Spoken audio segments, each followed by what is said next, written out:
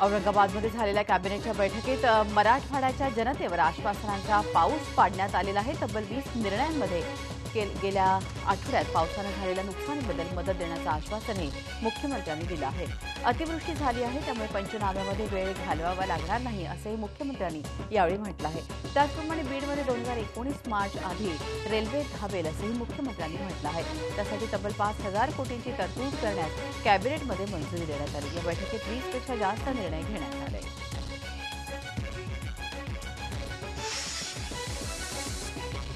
लातूर शहरासह उस्मानाबाद बीड जिल्ह्यातील अनेक शहरं आणि गावांना पाणीपुरवठा करणारं मांजरा धरण सध्या भरभरून वाहत आहे। या धरणाचे 6 दरवाजे उघडण्यात आलेले आहेत। त्यामुळे मांजरा नदीकाठच्या गावात पूर परिस्थिती निर्माण झाली आहे। काही महिन्यांपूर्वी कोरडे असलेले हे धरण भरभरून वाहत असून त्याचं ड्रोनच्या सहाय्याने टिपलेलं हे विहंगम दृश्य आपण बघू शकता। भरभरून वाहणाऱ्या मांजरा धरण पाहण्यासाठी जवळपास 10 वर्षांची वाट पाहावी लागली।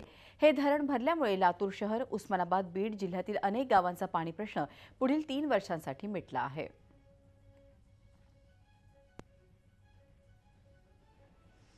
नांदेड जिल्ह्यात नुकसान झालंय। जवळपास 30,000 हेक्टरवरील उडीदाचं नुकसान झालं असून सोयाबीनचंही मोठ्या प्रमाणात नुकसान झालंय।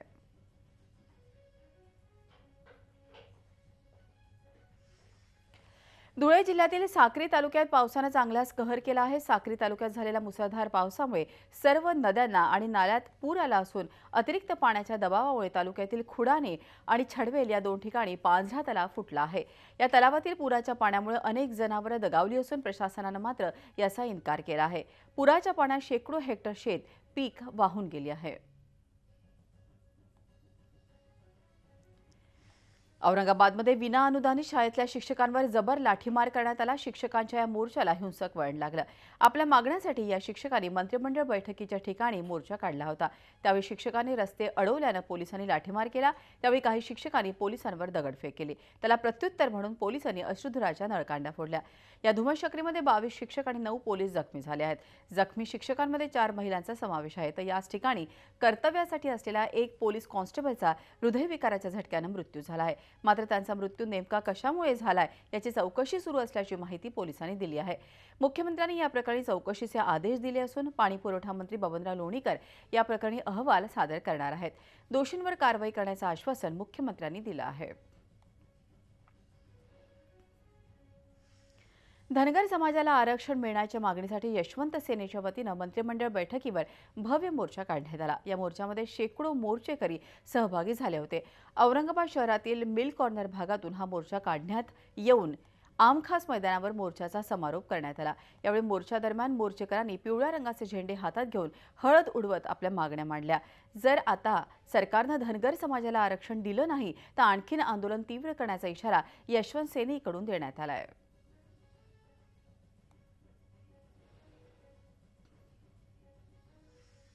पालघरमध्ये सुरू असलेल्या किसान सभेचं आंदोलन 16 तासांनंतर मागे घेण्यात आलंय। 4 मागण्या सरकारनं मान्य केल्यानं आंदोलन मागे घेऊन आदिवासींनी आपला घेराव संपवला आहे।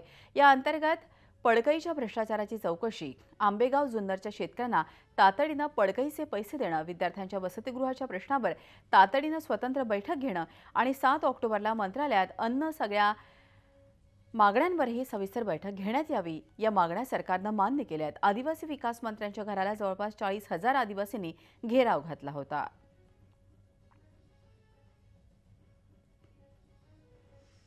काँग्रेसचे मुंबई अध्यक्ष संजय निरुपम यांनी भारताने केलेल्या सर्जिकल हल्ल्यावर प्रश्नचिन्ह उपस्थित केलं आहे। निरुपम यांनी ट्विटरवर भाजपनं राजकीय फायद्यासाठी सर्जिकल हल्ल्याचा बनाव रचल्याचा आरोप केला आहे।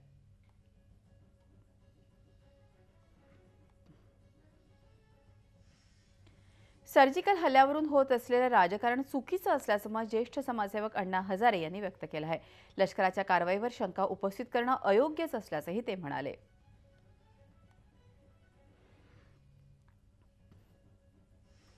पाकिस्तान हा खोटारडा देश असून चंदू चव्हाण हे भारतीय जवान पाकिस्तानच्याच ताब्यात आहे, म्हणून आंतरराष्ट्रीय दबाव टाकून चंदू चव्हाण यांची सुटका करावी अशी मागणी चंदू यांचे भाऊ भूषण चव्हाण यांनी केली आहे। तर देशासाठी शहीद होणाऱ्या जवानांचा अभिनेते ओमपुरी यांनी अपमान केला असल्याचा आरोपही भूषण चव्हाण यांनी केला आहे।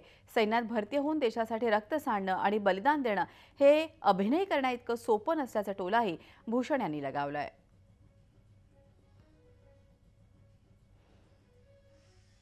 मराठा मोर्चा आणि त्यांच्या आरक्षणाबाबत सरकार गंभीर असल्याचं मत मुख्यमंत्र्यांनी व्यक्त केलंय. आपण याबाबत बैठक घेतली आणि अजूनही सर्वपक्षीय चर्चा करत आहोत. तसंच सरकार मराठा आरक्षणाबाबत सकारात्मक विचार करत असल्याचं मुख्यमंत्र्यांनी सांगितलं आहे.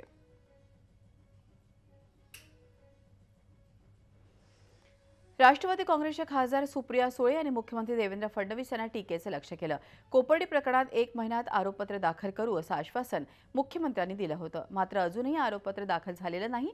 त्यामुळे मुख्यमंत्र्यांना मुख्यमंत्रीपद झेपत नसेल तर त्यांनी राजीनामा द्यावा अशी मागणी सुप्रिया सुळे यांनी केली आहे. मुख्यमंत्री येतात कोपर्डीला काय भाषण करतात? 1 महिन्याच्या आत चार्जशीट दाखल करू आणि फाशीची शिक्षा देऊ म्हणले होते का? किती दिवस झाले आता कोपर्डीच्या घटनेला? 3 महिने. जर या महाराष्ट्राच्या मुख्यमंत्र्याला एक साधी चार्जशीट करता येत नसेल तर काय करायचे? ते मुख्यमंत्री पद राजीनामा दे बाबा, ना तुला जमत नसेल.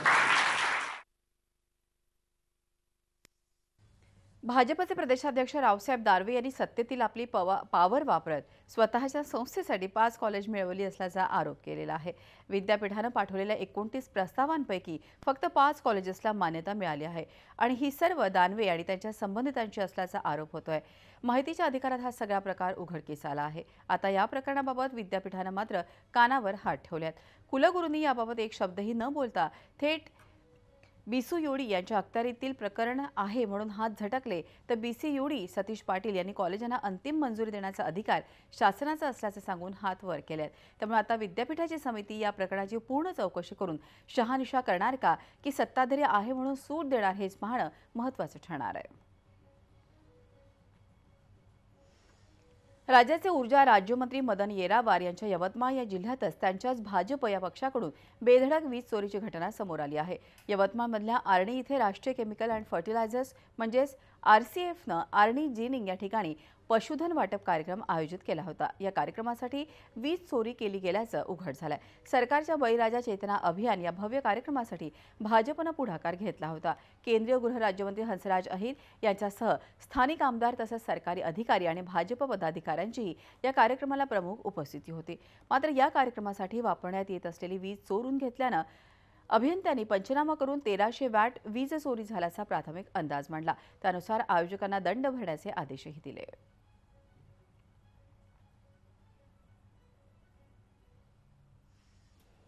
आता बातमी तुमच्या कामाची. घरगुती गॅसच्या अनुदानासाठी आधार कार्ड बंधनकारक करण्यात आले. आधार कार्डशिवाय गॅसचं अनुदान मिळणार नाही. त्यामुळे गॅससाठी अनुदान घेणाऱ्या लाभार्थ्यांना आधार कार्ड काढणं गरजेचं आहे.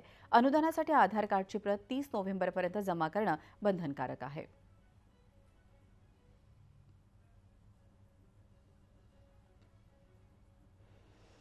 रेशनिंगच्या धान्याचा काळा बाजार करणाऱ्या दुकानदाराला अटक करून वर्षभरासाठी स्थानबद्ध करण्यात आल्याची कारवाई पुणे पोलिसांनी केली आहे. अत्यावश्यक वस्तू कायद्यात सुधारणा केल्यावर MPDA म्हणजेच महाराष्ट्र प्रिव्हेन्सिव्ह डेंजरस ॲक्टिव्हिटी कायद्याखाली करण्यात आलेली ही राज्यातली पहिलीच कारवाई आहे. गोकुळ साबळे असं कारवाई झालेल्या आरोपीचे नाव आहे. तो हडपसर भागात राहणार असून धान्याचा काळा बाजार केल्याप्रकरणी त्याच्या विरोधात निगडी खडक कोंढवा पोलीस स्टेशनमध्ये गुन्हा दाखल आहे. अन्य धान्य पुरवठा व्यवस्थित बाधा निर्माण करून कायदा व्यवस्थेचा प्रश्न निर्माण केल्याचा आरोप ठेवत त्याच्यावरती MPDC खाली कारवाई करण्याचा प्रस्ताव खडक पोलिसांनी ठेवला होता. त्यानुसार त्याला अमरावतीला स्थानबद्ध करण्यात आलं.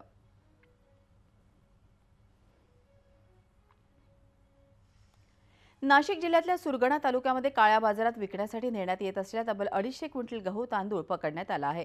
सुरगणा तहसीलदारांनी ही कारवाई करत एक आरोपी मोहन पिंगळेसह 2 ट्रक जप्त केले आहेत. 14.5 लाखांपेक्षा जास्त या रेशन धान्याची किंमत आहे. दिंडोरी न्यायालयानं मोहन पिंगळेला 2 दिवसांची पोलीस कोठडी सुनावली आहे. आणि विशेष म्हणजे गेल्या वर्षी सुरगणा तालुक्यातच कोट्यवधींच्या रेशन घोटाळ्याप्रकरणी 7 जणांवर मोक्का अंतर्गत राज्यातील पहिली कारवाई करण्यात आली होती. त्या प्रकरणात अजून आरोपपत्र दाखल होत नाही. तोच पुन्हा रेशन धान्याचा नवा काळा बाजार उघड झालाय.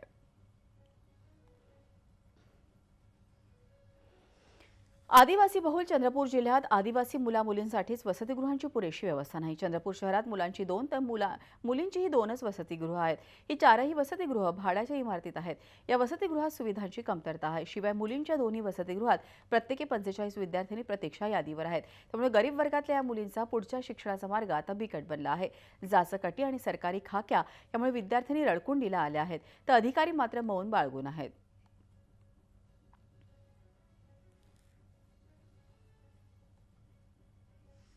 झटपट बातम्यांमध्ये आता वेळ आहे देश विदेशातल्या बातम्या जाणून घेण्याची. सणासुदीच्या तोंडावर रिझर्व्ह बँकेचे नवे गव्हर्नर उर्जित पटेल यांनी गृह कर्जदारांना दिलासा दिला आहे. रिझर्व्ह बँकेच्या व्याजाच्या दरात 0.5% कपात घोषित करण्यात आलेली आहे. याकडे साऱ्या देशाचं लक्ष लागलेलं आहे. सरकार आणि रिझर्व्ह बँकेनं एकत्र येऊन स्थापन केलेल्या पतधोरण निश्चिती समितीच्या माध्यमातून आज पहिलं पतधोरण जाहीर केलं. त्यात ही 0.5% कपात जाहीर करण्यात आली. दरम्यान या कपातीनंतर दिवाळी दसऱ्याच्या निमित्तानं होणाऱ्या घर खरेदीला नवी उभारी मिळेल अशी आशा व्यक्त होते आहे. रिझर्व्ह बँकेनं केलेली व्याजदरातली कपात बँकांनी आपल्या ग्राहकांपर्यंत देण्याचा निर्णय घेतला, तर कर्जाचे हप्ते कमी होतील. अर्थात सामान्य गृह कर्जदारांना मोठा फायदा होणार आहे. तामिळनाडूच्या मुख्यमंत्री जयललिता यांच्या प्रकृतीचा वाद आता थेट न्यायालयातच पोहोचला आहे. जयललिता यांच्या प्रकृतीबाबतची संपूर्ण माहिती देण्याचे आदेश मद्रास उच्च न्यायालयानं दिले आहेत. गेल्या 12 दिवसांपासून जयललिता यांच्यावरती चेन्नईच्या अपोलो रुग्णालयात उपचार सुरू आहेत. जयललिता यांची प्रकृती गंभीर असून याबाबत त्यांच्या पक्षाकडून माहिती दडवली जात असल्याचा आरोप याचिकाकर्त्यांना केला आहे. त्यामुळे जयललिता बऱ्या होईपर्यंत काळजीवाहू मुख्यमंत्री नेमण्यात यावा अशी याचिका उच्च न्यायालयात दाखल करण्यात आली आहे. काश्मीर खोऱ्यात आज सलग 88व्या दिवशी व्यवहार ठप्प आहेत. श्रीनगरमध्ये कडेकोट सुरक्षा व्यवस्था ठेवण्यात येते आहे. लष्कर, सीआरपीएफ आणि राज्य पोलिसांनी संचारबंदीचे नियम शिथिल केले आहेत. पण फुटीरतावादी हुरियत कॉन्फरन्सनं खोऱ्यात बंद ठेवण्याची हाक दिली आहे. दहशतवादी कारवायांची भीती असल्यानं श्रीनगरच्या बहुतांश भागात नुकसान टाळण्यासाठी बाजारपेठा गेल्या जवळजवळ 3 महिन्यांपासून बंद आहेत. त्यामुळे सामान्य जनजीवन ठप्प आहे. राज्य सरकार, स्थानिक सुरक्षा यंत्रणांनी विश्वास निर्माण करण्याचा प्रयत्न केलाय, पण त्याला हवं तेवढं यश मिळत नाहीये. सीमेपलीकडून दहशतवादी कारवायांना पाठबळ मिळत राहिलं तर सर्जिकल हल्ले थांबणार नाहीत अशा स्पष्ट शब्दात भारताचे सुरक्षा सल्लागार अजित डोभाल यांनी पाकिस्तानला दरडावलं आहे. 2 दिवसांपूर्वी अजित डोभाल यांनी पाकिस्तानचे सुरक्षा सल्लागार नासिर जांजुआ यांच्यात फोनवरून बातचीत केली. त्यावेळी पाकिस्ताननं दहशतवाद्यांना पाठिंबा देणं थांबवलं नाही तर भारत यापुढेही कारवाई करावी लागेल असं सांगितलं आहे. पाकिस्तानचा खोडसाळपणा सुरूच आहे. गेल्या 36 तासात पाकिस्तानच्या सैन्यानं 6 वेळा शस्त्रसंधीचं उल्लंघन केलंय. पाकिस्तानी सैन्यानं जम्मूतल्या राजौरीतील पल्लानवाला सेक्टरमधील नियंत्रण रेषेजवळच्या भारतीय सैन्याच्या तळावर गोळीबार केला आहे. पाकिस्तानी सैन्याच्या खोडसाळपणाला भारतीय जवानांनी जोरदार प्रत्युत्तर दिलं आहे. या चकमकीत कोणतीही जीवितहानी झालेली नाही, तसंच कोणीही जखमी झाल्याचं वृत्त नाही. गेल्या 2 दिवसांपासून नियंत्रण रेषेजवळ पाकिस्तानी सैन्य शस्त्रसंधीचं वारंवार उल्लंघन करत आहे.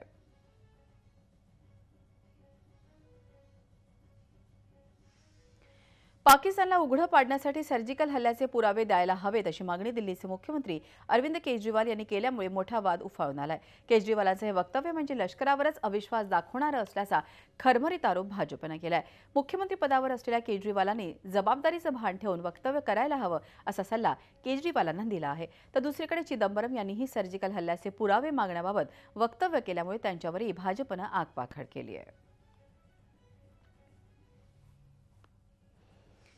बारामुल्लामध्ये लष्करी तळावर दहशतवाद्यांनी केलेल्या हल्ल्यामध्ये नितीन यादव या जवानाला वीरमरण आलं. त्याच्या पार्थिवावर उत्तर प्रदेशातल्या इटावामधल्या साबिया या त्याच्या मूळ गावी अंत्यसंस्कार करण्यात आले. नितीन हा बीएसएफचा जवान होता. बारामुल्लामधल्या लष्करी तळावर तैनात असताना दहशतवाद्यांनी हा हल्ला केला. या हल्ल्याला सामोरं जाणारा पहिला जवान म्हणजे नितीन यादव होता. दहशतवाद्यांनी आधी ग्रेनेड हल्ला केला. या हल्ल्यात नितीन जखमी झाला, पण जखमी होऊनही त्यानं निकरानं लढा सुरूच ठेवला. जखमी अवस्थेतही तो दहशतवाद्यांवर गोळीबार करत होता. संपूर्ण चकमक सुरू असेपर्यंत नितीन लढत होता. याच लढाईत भारतीय जवानांनी 2 दहशतवाद्यांचा खात्मा केला. नितीन फक्त 24 वर्षांचा होता. 3 वर्षांपूर्वीच तो बीएसएफमध्ये रुजू झाला होता. पंजाबमध्ये बीएसएफच्या पथकानं भारताच्या हद्दीत शिरलेली एक पाकिस्तानी बोट ताब्यात घेतली आहे. अमृतसर जिल्ह्यात रावी नदीमध्ये भारताच्या हद्दीत ही बोट आढळून आली. 2 दिवसांपूर्वीच गुजरातच्या समुद्रकिनाऱ्यावर पाकिस्तानी बोट ताब्यात घेण्यात आली होती. त्या पार्श्वभूमीवर बीएसएफनं ही कारवाई केली. मात्र या बोटीत कोणतीही संशयास्पद वस्तू आढळून न आल्याचं बीएसएफचे महासंचालक के शर्मा यांनी सांगितलंय. सध्या भारत-पाकिस्तान सीमेवर तणावाचं वातावरण आहे. त्यामुळे भारतीय सीमेजवळच्या सर्व परिसरांमध्ये सतर्कता बाळगण्यात येत आहे.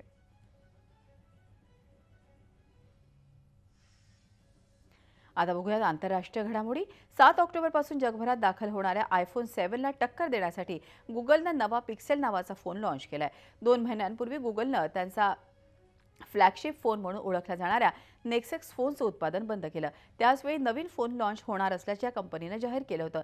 या फोनचं सर्वात मोठं वैशिष्ट्य म्हणजे या फोनला अमर्यादित मेमरी देण्यात आली आहे. म्हणजे आतापर्यंत बाजारात मिळणाऱ्या फोनचा 16 GB, 32 GB, 128 GB स्टोरेज कॅपॅसिटीची मर्यादा आहे. पण पिक्सेल फोनच्या बाबतीत अशी कुठलीही मर्यादा नसेल. गुगल यांच्या युजर्स क्लाउड तंत्रज्ञानाचा वापर करून अमर्यादित स्टोरेज मोफत उपलब्ध करून देणार आहे. असं स्टोरेज ॲपलच्या युजर्सनाही उपलब्ध आहे, पण त्यासाठी पैसे मोजावे लागतात. पिक्सेलच्या युजर्सना हे स्टोरेज मोफत मिळणार आहे.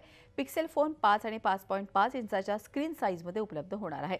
येत्या 13 तारखेपासून हा फोन भारतीय बाजारातही मिळेल. त्याची किंमत 57,000 रुपयांच्या आसपास राहण्याची शक्यता आहे. ब्रिटिश शास्त्रज्ञ डेव्हिड थौलेस, डंकन हाल्डेन आणि मायकल कॉस्टेरलेट यांना यंदाचा भौतिकशास्त्राचा नोबेल पुरस्कार जाहीर झालाय. मॅटर म्हणजे पदार्थांच्या असामान्य स्थितीचा त्यांचा अभ्यास आहे. इलेक्ट्रॉनिक्सच्या नव्या ॲप्लिकेशनमध्ये या संशोधनाचा फायदा झाल्याचं नोबेल पुरस्कार देणाऱ्या रॉयल स्वीडिश अकॅडमीनं म्हटलं आहे. थौसेल यांना अर्धा पुरस्कार प्रदान करण्यात येईल, तर हाल्डेन आणि सध्या प्रत्यक्ष वापर होत नसला तरी भविष्यात त्याचा मोठा उपयोग होत असल्याचं मानलं जात आहे.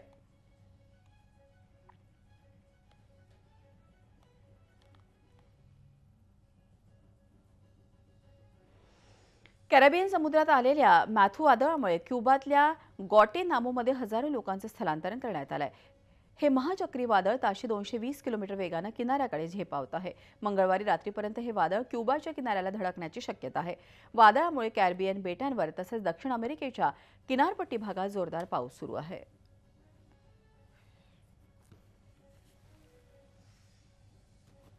जमैकामधल्या नेग्रिल बीचवर मॅथ्यू वादळाचं एक विस्मयकारी दृश्य कॅमेऱ्यामध्ये टिपलं गेलं आहे. एका ब्रिटिश टुरिस्ट कंपनीनं सोशल मीडियावर हा व्हिडिओ अपलोड केलेला आहे.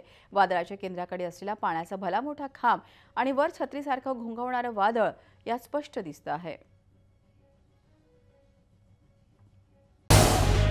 झी 24 तास रहा एक पाऊल पुढे.